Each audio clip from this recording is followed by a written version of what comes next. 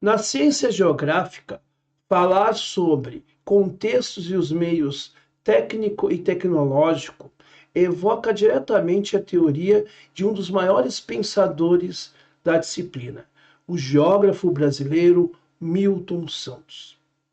Para a geografia, o espaço não é apenas um cenário físico, ele é o resultado da história da humanidade, materializada por meio das técnicas.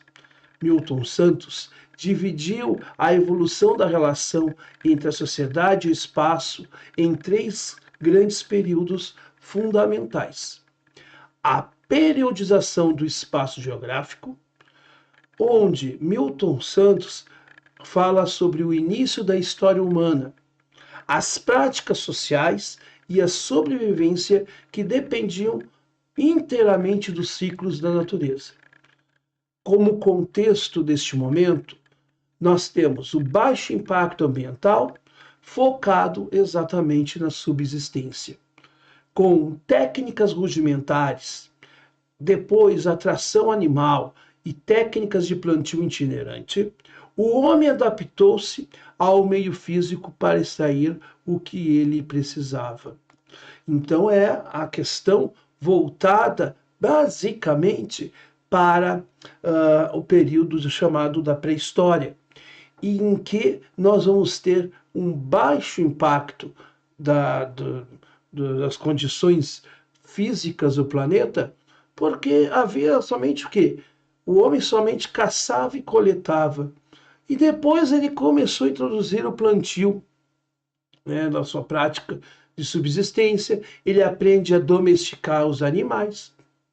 Mas até então é um meio de sobrevida, de sobreviver. E ele se adapta, por exemplo, onde tem caverna, morar na caverna, aonde dá para construir alguma locação para enfrentar o frio ou o calor. Ele começa a criar todo esse conjunto de condições para a sua sobrevida. Então, por exemplo, nós temos aqui no Rio Grande do Sul construções de casas subterrâneas. Como é que eram essas casas basicamente? Só para você ter uma ideia. Eram casas em que faziam um buraco no chão, literalmente, um buraco onde coubesse uma pessoa ali dentro, e eles forravam um telhado com palhas, enfim, com elementos que pudessem ficar sólido em cima deles lá embaixo, né, quando eles estavam ali nessas residências subterrâneas para a proteção do frio, por exemplo. Então, como diz, né, o Milton Santos, né, em que na história da humanidade, as práticas sociais e a sobrevivência, ela estava atrelada exatamente aos ciclos da natureza. Nós temos também uma questão interessante. Num processo de sequência de evolução deste meio para sobrevivência, veio então a questão do meio técnico, ou do chamado espaço mecanizado, onde surge com a primeira e a segunda revoluções industriais dos séculos 18 e 19. O espaço geográfico, ele vai deixar de ser predominantemente natural e passa a ser mecanizado. Ou seja, a partir daquele momento, das primeiras indústrias implantadas na Inglaterra e tudo mais, nós vamos ter uma situação em que o meio geográfico, ele vai deixar de ser um meio natural para ter, no lugar deste meio, o uso de elementos mecanizados que ajudem na produção. Então, se na Idade Média havia um marceneiro que produzia cadeira, uma única cadeira do início ao fim, com a Revolução Industrial, nós vamos ter não só um único marceneiro, mas muitos, né, profissionais que vão estar nas fábricas, o trabalho sendo dividido por etapas, uma produção muito maior do que a produção manufatureira, Então, né, a gente dá o nome de manufaturas porque é uma produção, até então, feita à mão.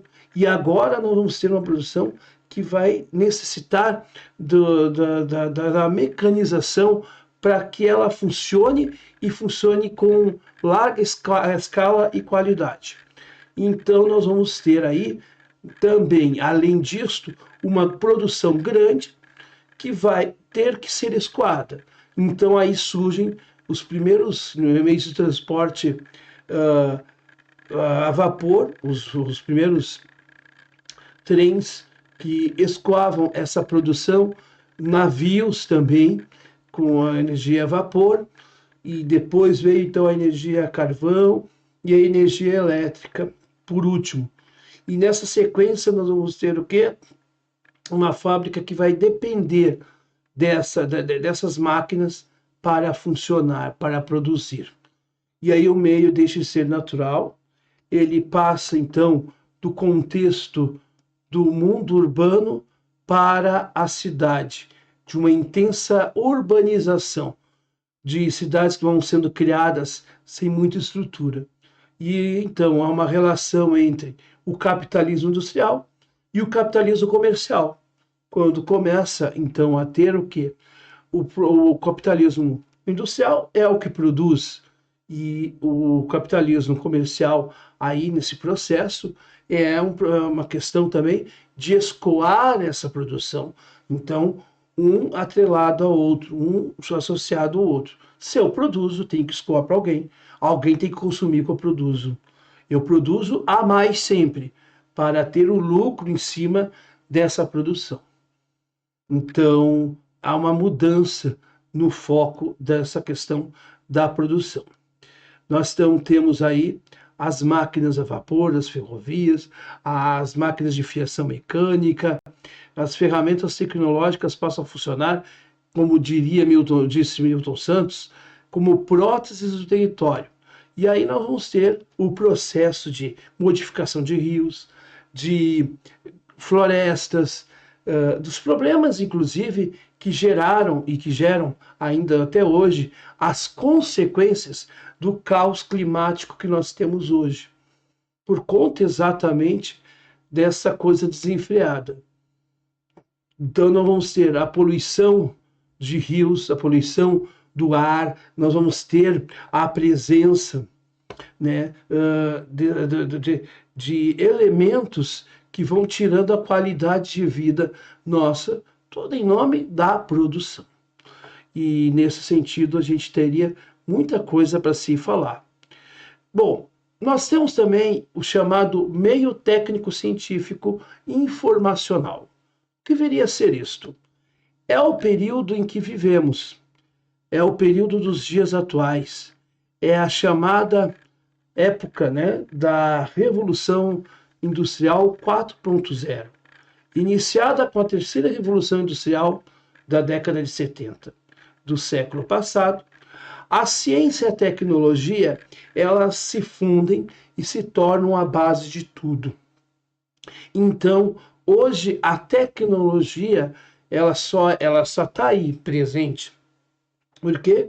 Porque houve uma ciência que desenvolveu ela, e ela, hoje, ela está associada sempre, ciência e tecnologia.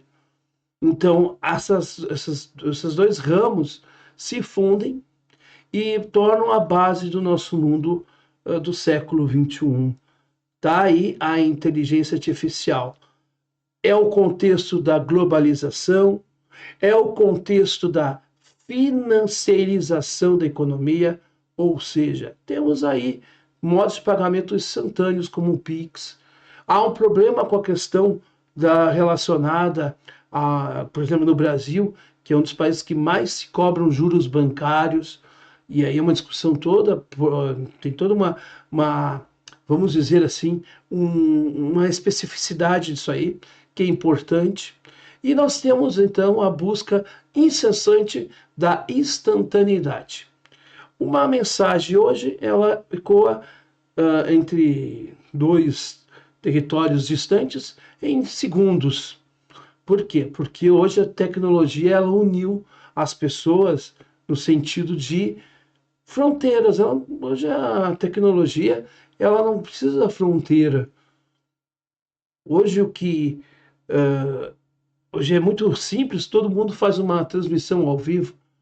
Até então não era assim. Quem que tinha condições de fazer uma transmissão ao vivo?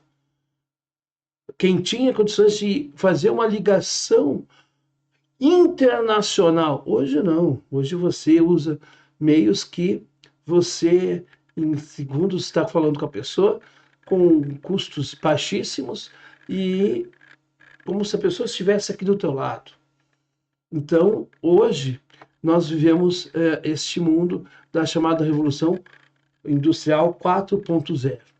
Os espaços são requalificados para atender os fluxos globais de capital. Temos as grandes corporações, as chamadas Big Techs, né, como agentes controladores hegemônicos. Nós temos aí como meios tecnológicos as redes de fibra ótica, os satélites, a própria internet, a biotecnologia e os algoritmos. Os objetos técnicos de hoje não são apenas mecânicos. Temos, claro, a questão mecânica, mas também a transmissão em tempo real, como os smartphones ou sensores agrícolas, que, por exemplo, mapeiam regiões onde está tendo, por exemplo, um processo de desmatamento ilegal. Hoje tudo por tempo real, através do monitoramento via satélite, por sensores, por exemplo, no campo se detecta aonde tem problemas no plantio. Então, isso tudo vai construindo e vai desenvolvendo uma mudança de ação humana mais dinâmica. E o desenvolvimento científico vai ditando o uso dos territórios. Então, a gente hoje está vivendo uma transformação em que agora se preocupa com uma produção que não destrua tanto o meio ambiente, mas que promova o desenvolvimento econômico. Nada mais do que isso, senão a chamada sustentabilidade. Então, a gente está num processo de transformação muito rápida. O impacto disso na produção, ela se dá porque os meios técnicos e tecnológicos são diferentes e tem um contexto específico de cada um. E é importante a gente aprofundar um pouquinho nessa discussão, porque essa discussão ela está voltada às coisas do nosso dia a dia. Não é algo distante, não é algo que não faz parte da nossa realidade. Todos nós temos acesso a um smartphone, a um iPhone, todos nós estamos conectados na rede, né, na internet, todos nós temos contato com redes sociais, enfim. Bom, dito isto, fica uma reflexão aí para que a gente possa, quem sabe, pensar num mundo que, se já desenvolveu a questão do processo digital, do processo das novas tecnologias, talvez a gente tenha que começar a pensar como é que se dá o desenvolvimento humano. Mas isso aí já seria uma outra história, mas que está atrelado a tudo isso que nós estamos falando aqui. É isso aí e até a próxima aula de geografia aqui no canal.